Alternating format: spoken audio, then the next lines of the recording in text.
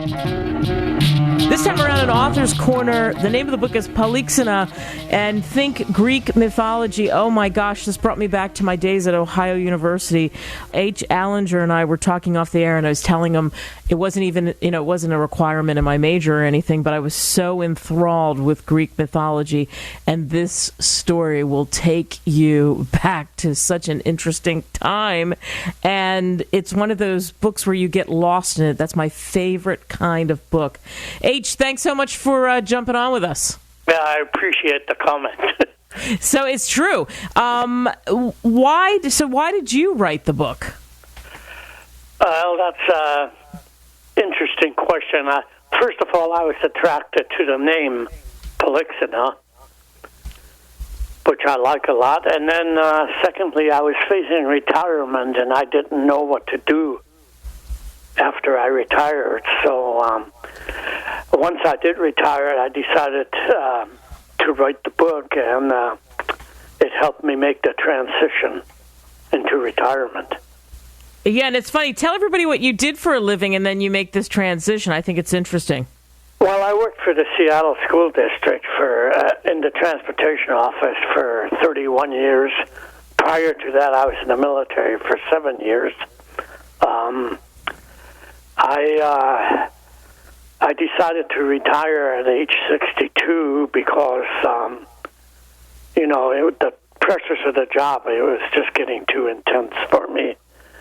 So, but then retirement itself, I was worried about it too. But writing the book really helped make it. I was really gung-ho in writing the book.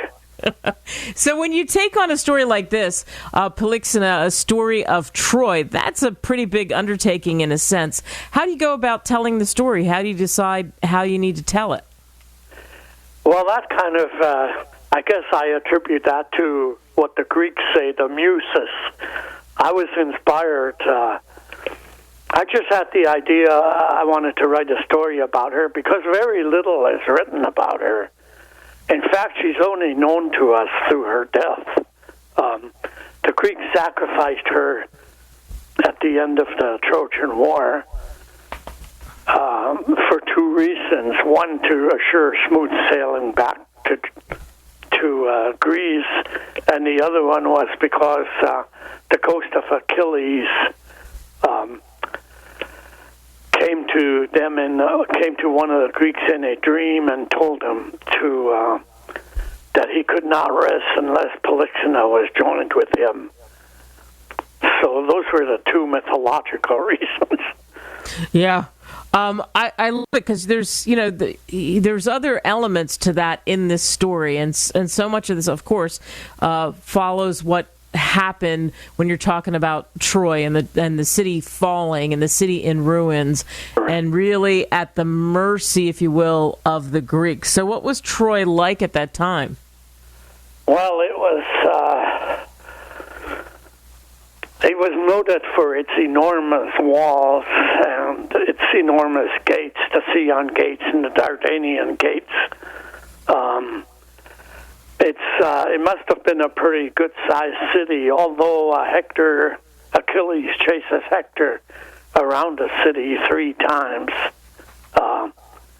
which seems to me kind of a contradiction, unless they were marathon runners.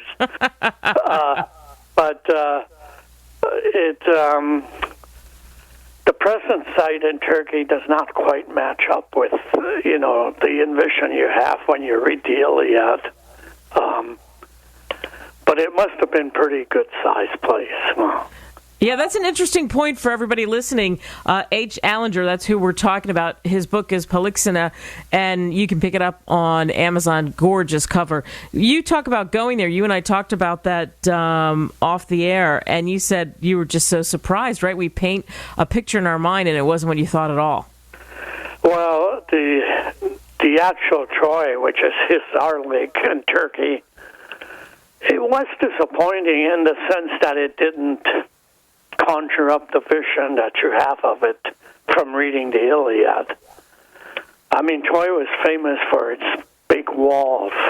Yeah. And there are no big walls surrounding the present opposite side of Troy. I love that. So when you go to write this, like we said, and we're talking about this history, and you're figuring it out, was it tough to come up with the end, or the end was easy because that's sort of the crescendo of her life and the end of it, really? Well, the end kind of followed the basic premise. I mean, she's facing death, and she's trying to understand how she got at this point, and she appeals to the goddess Aphrodite in helping her understand how the fates got her to this point. And the end, in the ending, you kind of have the goddess Aphrodite, by the way, is the reader, because it's written in the first person, and she appeals directly to the reader, or Aphrodite.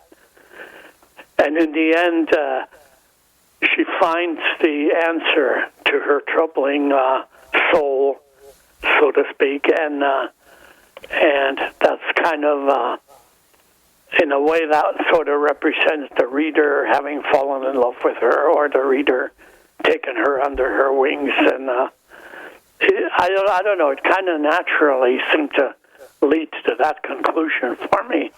Yeah, I like that. You know, when you try to mix sort of fairy tale-ish and folklore, as they say, and then mythology, it even talks about that on your on the back cover of your book. After doing this and then putting it together, was it pretty satisfying to you to tackle this project? Oh, immensely. I'm very proud of this work.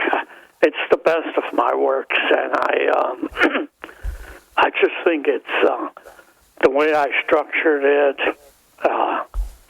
writing it in the first person so that her contact with the reader is very personal. I'm really pleased with this book. When people pick this up, what do you hope they take away from it? Well, I hope they, kind of what I was striving for, I hope they take a real liking to her. I have to also, I was also helped a lot because very little is written about Polyxena. Mm-hmm. So that gave me a lot of poetic license to create. And of course, also, when you write in the first person, you don't have to be 100% accurate, because you can always say, well, that's the way it was to her eyes. That's true. That's true. So well put, that if you tackle something like this, because there's academics and there's other people that'll be like, oh, that's not how we have it. That's not how it's written. And so you're right. Taking the first person approach was such a smart thing. Well, after doing this, will you dive into Greek mythology again? Because you've written before. You have another book out. I did a completely reverse. I went into the Aztecs. My primary interests are archaeological and historical. And of the archaeology, I like the American civilizations, the Incas, the Mayans, and the Aztecs are my private passion. So I wrote another book, but that was purely on the Aztecs, and that was historical fiction. Yeah, so it's interesting. You're teaching us a lesson here, that there's something about you retire and you say, okay, it was time to retire, and I retire early, and I get to pursue this passion. It really keeps you alive, doesn't it? Oh, yeah. I don't think I could have made a good transition. I was very nervous when I retired, because all my life, I've been into structured setting. And to suddenly be out and, have no structure at all, you kind of worry how you can adjust to that, if you can even adjust to that. Well, my recommendation is write a book. That's right. Pick a subject you like. Tell it in the first person, especially if it's a difficult one. But you really did a beautiful job. Polyxena is just the cover.